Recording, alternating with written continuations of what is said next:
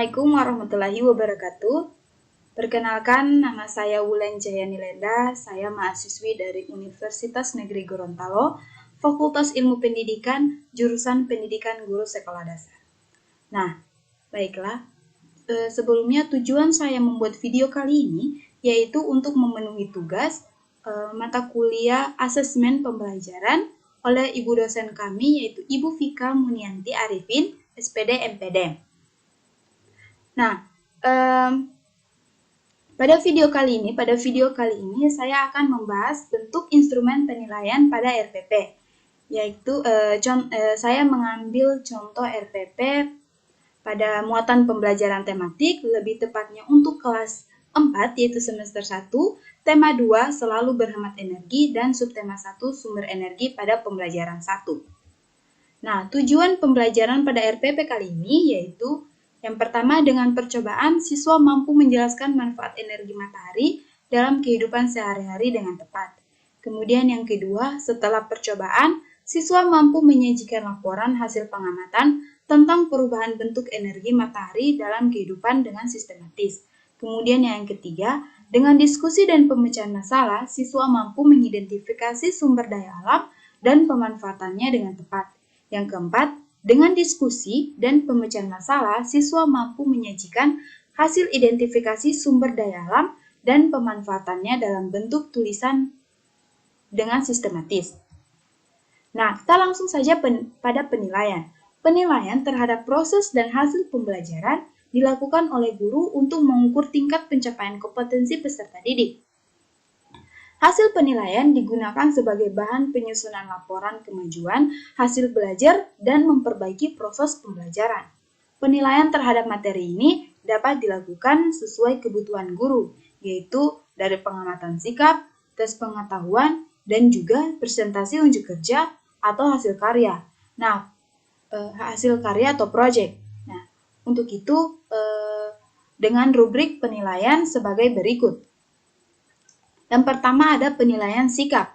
Nah, di sini seperti yang terlihat pada gambar, ada sebuah tabel dengan yaitu di sini ada nama, kemudian ada perubahan tingkah laku. Nah, di setiap perubahan tingkah laku di sini ada 3 kategori, yaitu ada santun, peduli, dan juga tanggung jawab. Nah, di setiap 3 kategori ini ada 4 keterangan, yaitu ada K cukup, kemudian ada K ada K kurang dengan skor nilai 1, kemudian C dengan skor nilai 2, kemudian B atau baik yaitu dengan nilai 3, dan kemudian SB sangat baik dengan nilai 4. Nah, untuk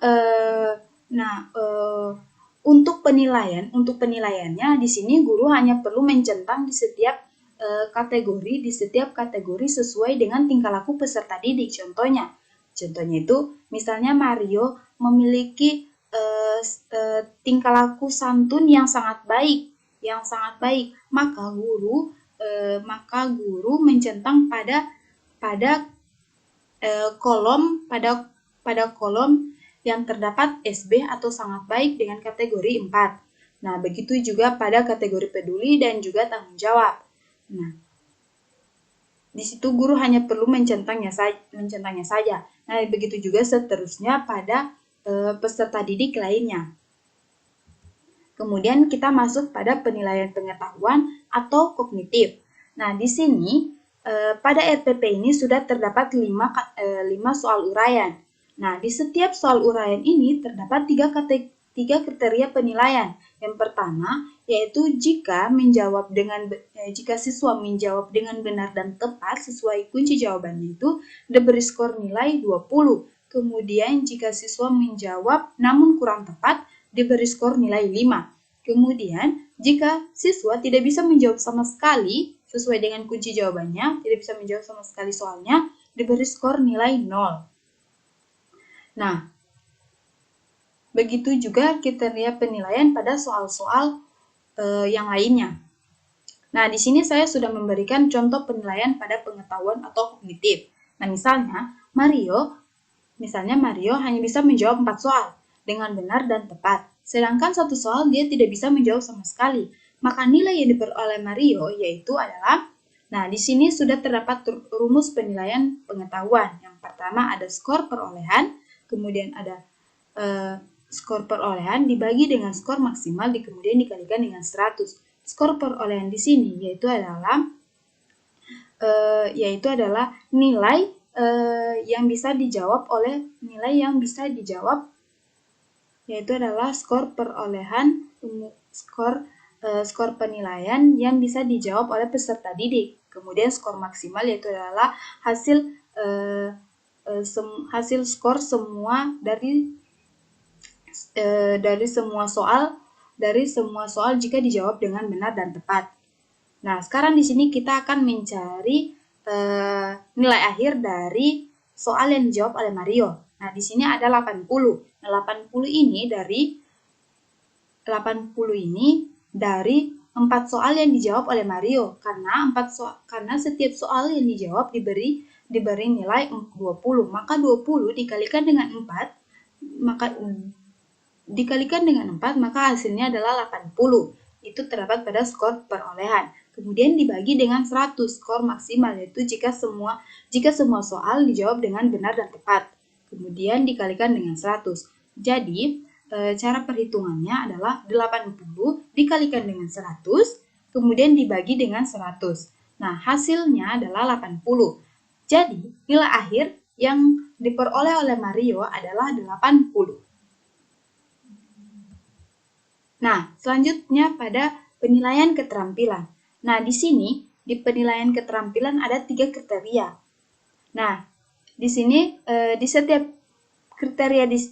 setiap kriteria terdapat 4 kategori. 4 kategori keterampilan, yaitu ada sangat baik dengan perolehan nilai 4, kemudian ada baik, kemudian ada cukup, dan juga pendamping.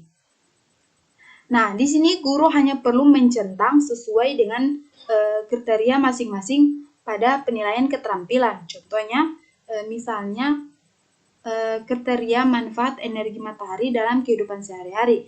Jika siswa sangat baik menjelaskan 10 manfaat energi matahari dalam kehidupan sehari-hari dengan tepat, maka guru hanya perlu mencentang pada kategori sangat baik tersebut.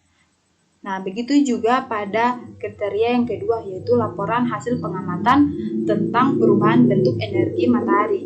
Nah, di situ jika siswa itu sangat baik menyajikan laporan hasil pengamatan tentang perubahan bentuk energi matahari dengan tepat, maka guru juga hanya perlu mencentang pada kategori tersebut, pada kolom tersebut. Nah, begitu juga pada kriteria sikap rasa ingin tahu. Nah, jika siswa hanya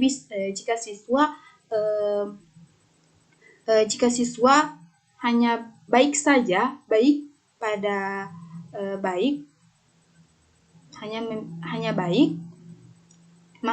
tampak cukup antusias dan terkadang mengajukan ide dan pernyataan selama kegiatan, maka guru hanya mencentang pada kategori baik tersebut. Guru tidak perlu mencentang pada kategori-kategori yang lain.